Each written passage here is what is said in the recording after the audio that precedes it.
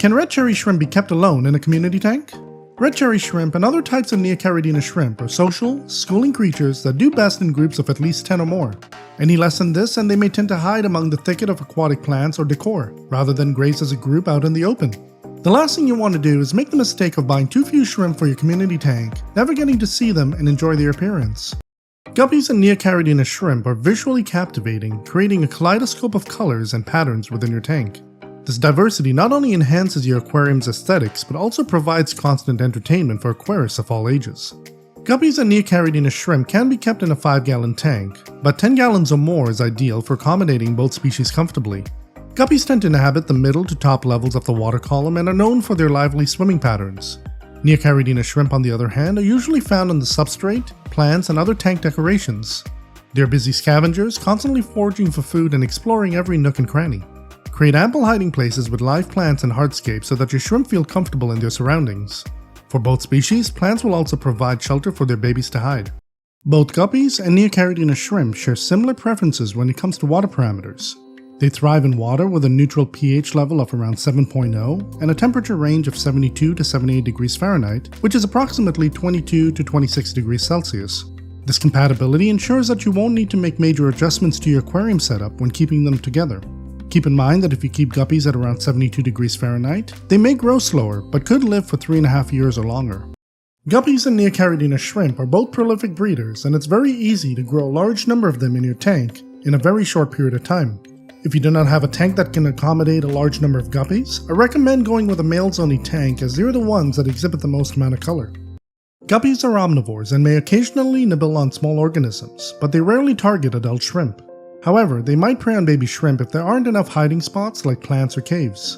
Guppies also do a great job of eating planaria and sometimes hydra, which are dangerous pests that can easily kill shrimp. Neocaridina shrimp contribute to maintaining water quality by consuming leftover food, dead plant matter, detritus, and more. Over time, these substances can break down and pollute the water in your tank, so having shrimp can be extremely beneficial. When it comes to food, both guppies and Neocaridina shrimp can be fed flakes or pellets. If you want your shrimp to thrive, consider feeding them shrimp-specific food like shrimp dinner by Glass Garden. Bamboo shrimp, which are commonly referred to as wood shrimp, rock shrimp, fan shrimp, flower shrimp, single-pore shrimp, and single-pore flower shrimp, are a freshwater species that prefer a fast flow. If you set up your tank the right way, you'll see them clinging to your plants or decor, facing the current where they can catch plenty of passing edible particles with their fan-like hands.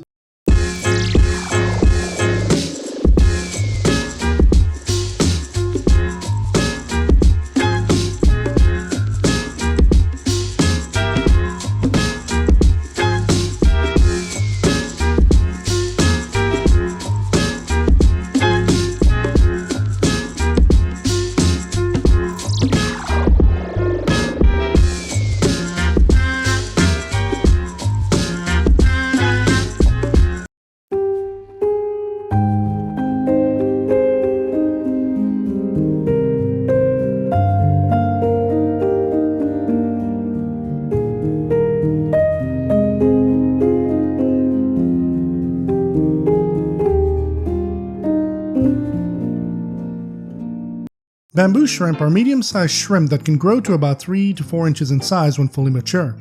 They come in a variety of colors like red, green, creamy white, and blue. The most common color you'll see are ones that come in various shades of brown. In addition, they also have a large, creamy, yellow-brown racing stripe that runs down the length of their back. The most interesting characteristic of the shrimp are their fan-like hands. They serve as mini nets that can be used to easily grab small edible particles and organisms from the water. Hence why they should be kept in a tank with moderate to high flow. Bamboo shrimp typically have a lifespan of 1 to 4 years, but with proper conditions there's a chance they could live up to 6 years or longer.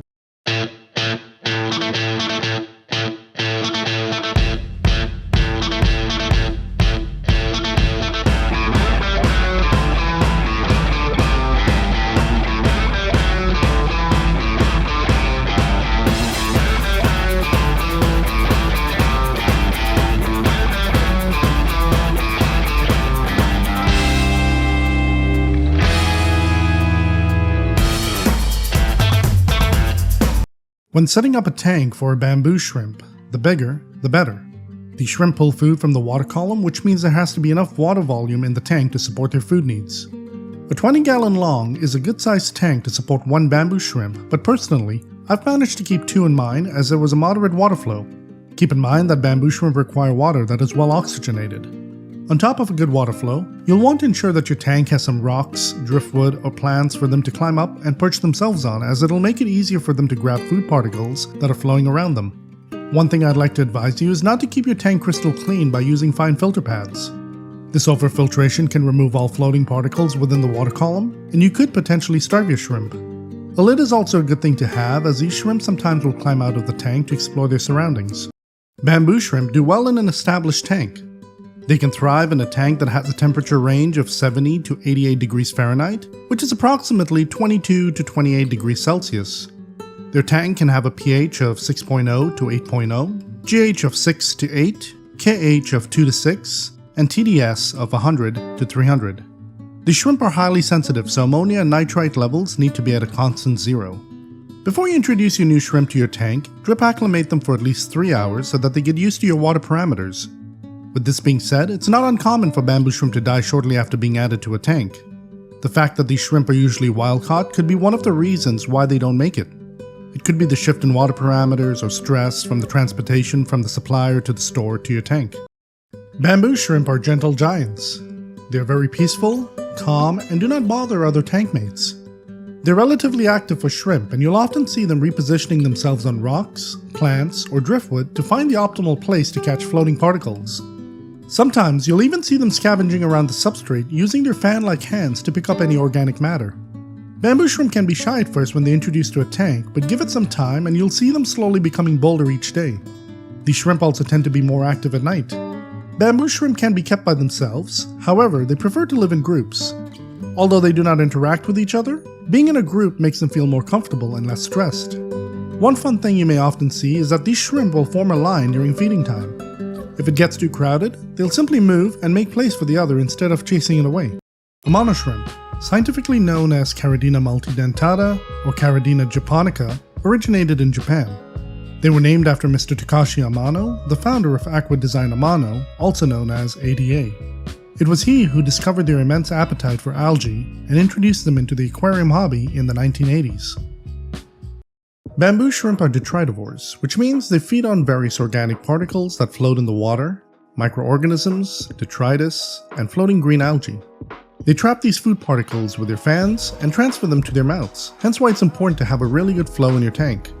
From time to time, you'll see them scavenging the substrate for food as well. As a word of caution, if you see them constantly scavenging the substrate for food, you may not have enough of a flow in your tank or food particles in the water column. Constantly scavenging the substrate can lead to their fans being damaged, and they may not recover until their next molt. Floating plants have the ability to quickly soak up excess nutrients from the water and help slow down unwanted algae growth.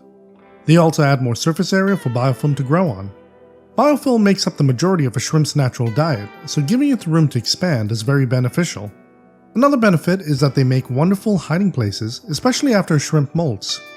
Also, baby shrimp will naturally try to stay hidden for the first few weeks after being born, and so, while hiding among the roots, they'll be able to feed off any biofilm that's growing on them.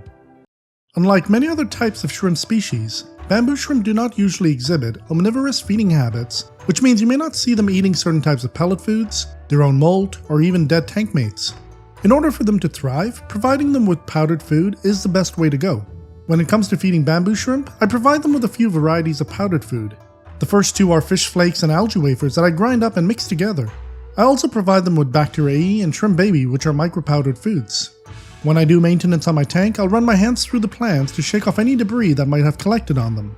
I even stir up the substrate a bit and brush off the hardscape. All of this introduces more organic particles into the water column for them to feed on. When I clean out my filter, small particles also get released back into the tank for them to eat. You want to ensure you feed your shrimp a proper diet, especially foods that contain a good amount of calcium, as this mineral is key to helping them molt successfully. Your shrimp can also be fed small quantities twice a day, but the key takeaway is not to overfeed them. Some shrimp keepers advise keeping a few Amano shrimp in the tank with your bamboo shrimp because when female Amanos give birth, they release planktonic larvae into the water column, which the bamboo shrimp will happily consume.